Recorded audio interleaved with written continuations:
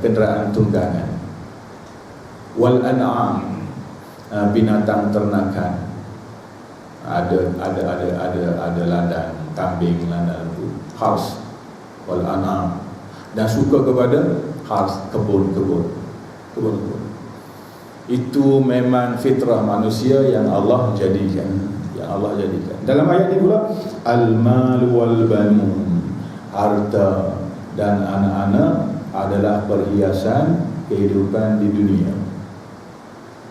Maka ambillah perhiasan itu. Rumah kena ada perhiasan. Saya dah ada rumah, saya dah beli rumah. Pergi tengok kosong. Inilah rumah saya. Oh, tak main rumah macam tu. Belilah kursi sofa. Belilah peti air seperti sejuk. Letaklah langsir sikit, letaklah lampu lilang-lilang sikit. Bawa ni rumah.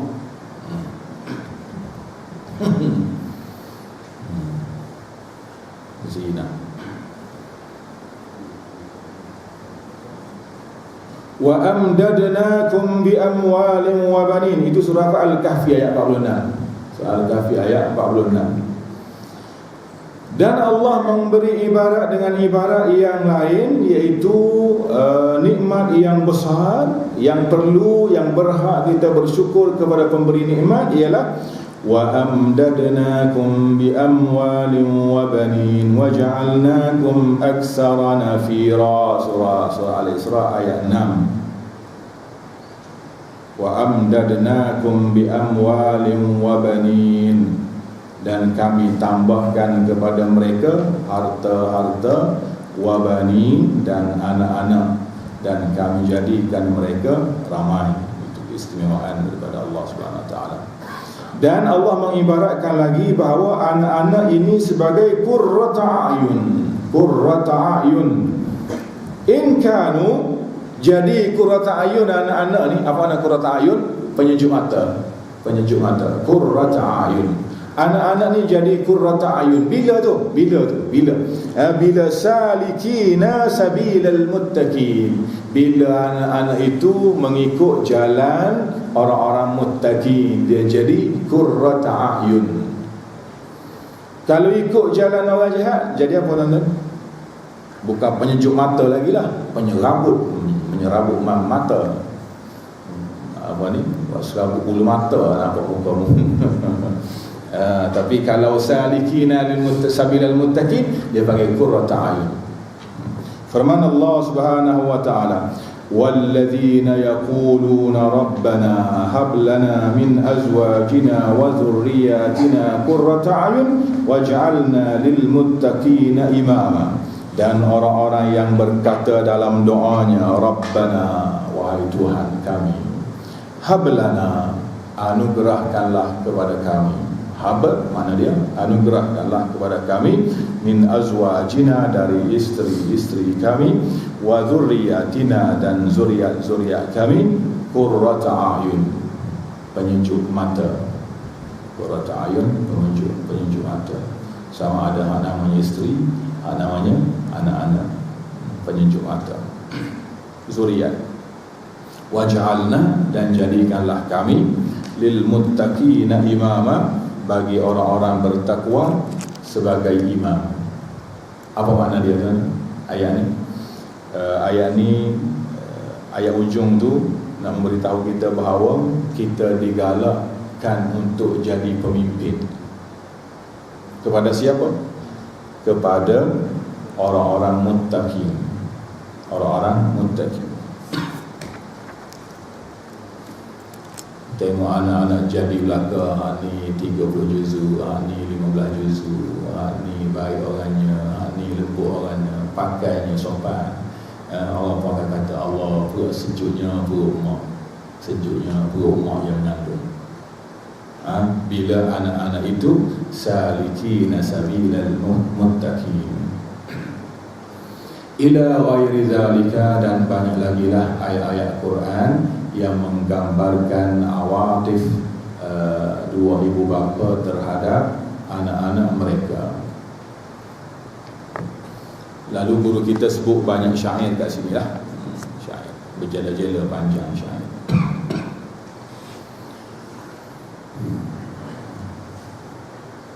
Yang seterusnya sikit lagi, sikit lepas sikit, lepas sikit. Nasi sampai dah tu. Ar-rahmatu bil aulad, perasaan rahmat kepada anak-anak, minhatun minallah lil ibad, dia adalah anugerah daripada Allah kepada hamba-hambanya. Itu adalah anugerah oleh Allah kepada hamba-hambanya. Baik, kita tengok beberapa hadis Nabi sallallahu alaihi wasallam.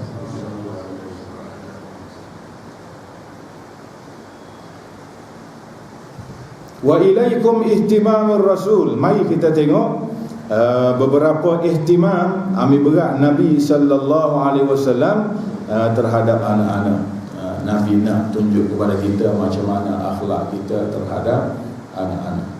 Baik, nombor satu, diriwayatkan oleh Abu Dawud dan Tirmizi daripada Amr bin Shu'aib an abihi an jaddihi radhiyallahu anhu qala qala Rasulullah sallallahu alaihi wasallam laisa minna man lam yarham saghirana wa ya'rif haqqa kabirana. Laisa minna, Nabi kata bukan dari kalangan kami, man lam, siapa yang tidak mengasihi anak-anak kecil kami. Bukan dari kalangan kami sesiapa yang tidak menyayangi anak-anak kecil dari kalangan kami, dan bukan dari kalangan kami orang yang tak ambil tahu hak orang tua-tua kami. Itu maksud Nabi sallallahu alaihi wasallam. Antara tanda sayanglah kepada anak-anak, khususnya anak-anak yang datang surau. Biarlah kita mesra dengan anak-anak yang datang surau ataupun ke masjid. Jangan pula tulis dekat dinding masjid, budak umur 5 tahun ke bawah tidak dibenarkan masuk ke ruang legar masjid. Itu tak mesra. Tak mesra anak-anak. Lepas tu anak saya nak letak kat mana? Nak letak dalam kereta. Saya sembahyang kat masjid, anak dalam kereta. Masuklah, jaga dengan betul lah. Jangan duk tulis dekat surau macam tu, dekat masjid macam tu. Tanda tak ada ilmu. Satu lagi saya nampak tuan-tuan, sesuatu yang tak sepatut ditulis pada surau. Tidak dibenarkan mana-mana kumpulan berkumpul di masjid ataupun di surau. Ada ke patut dia tulis macam tu, macam private surau pula. Biasanya tegur, biar tolong sampai lah kan. Nampak lalu tepi jalan ada tulisan tu. Dia melarang mana-mana kumpulan. Saya nampak dia tuju kat siapa tu? Tuju kat tabligh lah tu. Kenapa pula tabligh tak boleh hidup, nak menghidupkan masjid surau? Kenapa pula? Besar jasa tabligh. Dialah yang datang ke kampung-kampung mengajar. Tiba-tiba kita tulis tak boleh berkumpul. Pakat berkumpul isap rokok tak apa pula. La ilaha illallah Rasulullah. Pakai jubah, pakai kopi yang berasa tepi yang dia tulis tu. La ilaha illallah. Masa nak berhenti tegur.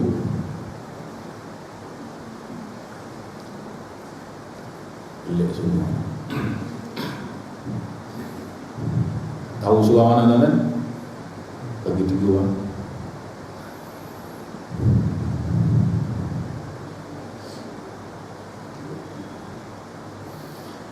Diriwayatkan oleh Bukhari dalam adab daripada Abi Hurairah radhiyallahu anhu qala atan Nabi sallallahu alaihi wasallam rajulun wa ma'ahu sabiy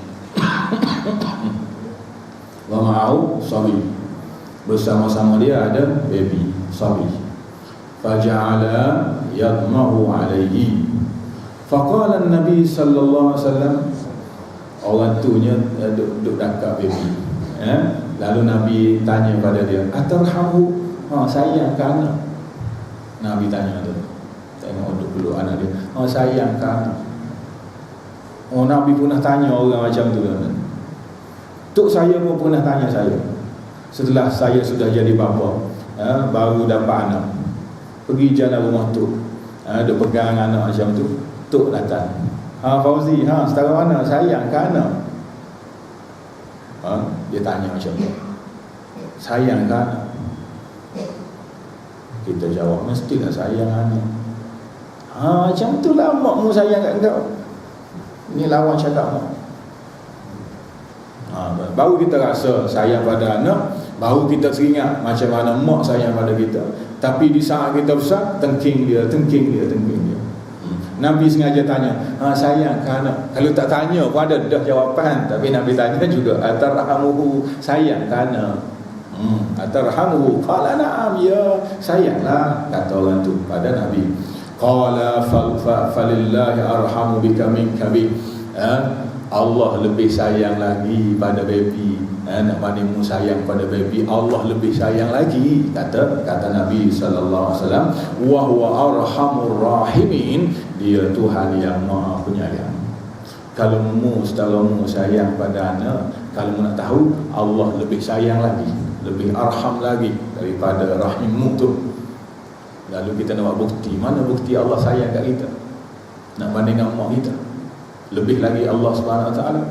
Lalu ada orang buat contoh, zaman-zaman kita pergi sekolah dulu, mak bungkuskan nasi, siap dengan lauk. Ni bekal buat pergi sekolah ya. Sayangnya mak kepada anak, Allah sayang lagi kepada hamba dia. Mana bukti? Jak beras lagi Tuhan, beras Tuhan bungkus dah. Beras tu Tuhan bungkus, time dia padi Tuhan bungkus. Mak bungkus nasi, Allah bungkus beras jadi padi. Sayang Allah kepada kita melebihi kedua ibu bapa. Kalau kita menyayangi anak-anak, Allah akan menyayangi kita. Arhamur Rahimin. Yang terakhir, tak ada sebut dalam ni, cuma saya masih ingat lagi hadis tu, ialah seorang lelaki melihat Nabi tanya, dia punya anak ramai, tapi dia tak pernah cium pun anak dia. Tahu cerita tu kan? Tak pernah cium pun anak dia. Bila dia tengok orang cium anak orang lain, dia kata, aku cium anak, aku ada anak 10, aku tak pernah cium. Orang kapur kan? Orang kapur macam tu. Ada anak 10 tak pernah cium. Punya kasar hati dia kan? Ya ilaha illallah Muhammad Rasulullah. Lalu Nabi kata, kalau kita tak rahmat kepada orang, orang tak akan rahmat pada kita lah. Kalau kita tak sayang pada orang, orang tak sayang pada kita lah. Ada juga dalam ramai-ramai manusia yang hatinya macam tu. Subhanallah. Pukul 8.50 cukup lah salah tu kan. Dah lah datang lewat, nak cakap panjang lah. Tak tahu macam mana jam ni 2 dah kunci lah. Kiri kanan dia tak bangun juga. Ruh tak dihantar. Pada speaker bergegar tu, speaker surau tu depan jendela saya. Ditakdirkan Allah begitu macam mana. Baik, tengok berita sikit. Berita dari luar. Subhanallah. Tak ada berita dah. Kalau ada pun Syiah tu ialah cakap ada rasanya Syiah kena pancung, putus hubungan antara diplomatik. Sampai hari inilah putus hubungan. Yang terbaru Iran telah buat kenyataan bahawa kita tidak akan hantar jemaah haji ke Mekah tahun ini. Alhamdulillah. Alhamdulillah. Sebenarnya Saudi sebuah salah nak halang mereka datang buat haji. Nanti dunia komplain. Dalam sebuah salah macam tu Tuhan menolong.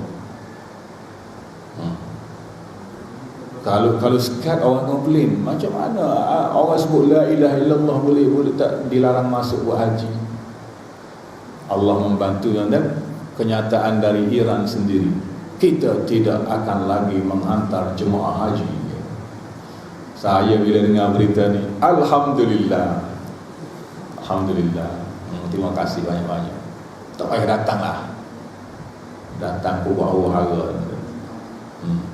Negeri yang terakhir seingat saya yang putuskan hubungan diplomatik dengan Iran ni Somalia. Selepas Sudan dengan Somalia.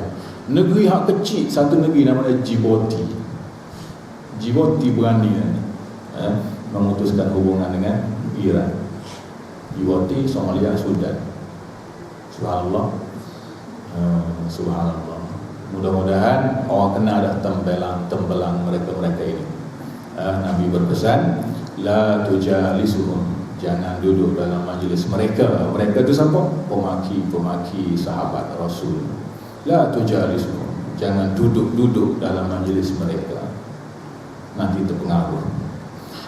Jangan makan bersama mereka, jangan minum bersama mereka, jangan kahwin dengan mereka. Pilih nantu bakal terbesan, pilih dulu, jangan main sangkut je, bahaya. Subhanallah. Okey, setakat itu saja tuan-tuan. Berita dari Kedah akan susul di jalan. Baca sedikit dalam Tempo ada pun TV. Siapa mukhrij angkat tangan. Bismillahirrahmanirrahim. Alhamdulillah rabbil alamin. Allahumma aftah alaina wa ala arifin wa rusulna fa'an nabiyyin bi khatimil mursalin. Allahumma zidna ilma warzuqna fahma. Ya Allah, tolong tambah pada kami ilmu dan rezekikan kepada kami faham, ya Allah. Allahumma arinal haqqa haqqa warzuqna ittiba'ahu wa arinal batila batila warzuqna ijtinabah. Ya Allah, tolonglah bagi nampak pada kami yang benar itu benar, dan rezekikan kepada kami menegakkan kebenaran. Ya Allah, tolonglah bagi nampak pada kami yang batil itu batil, dan rezekikan kepada kami menolak kebatilan. Wa sallallahu ala sayyidina Muhammadin wa ala alihi wasallam. Walhamdulillah rabbil alamin.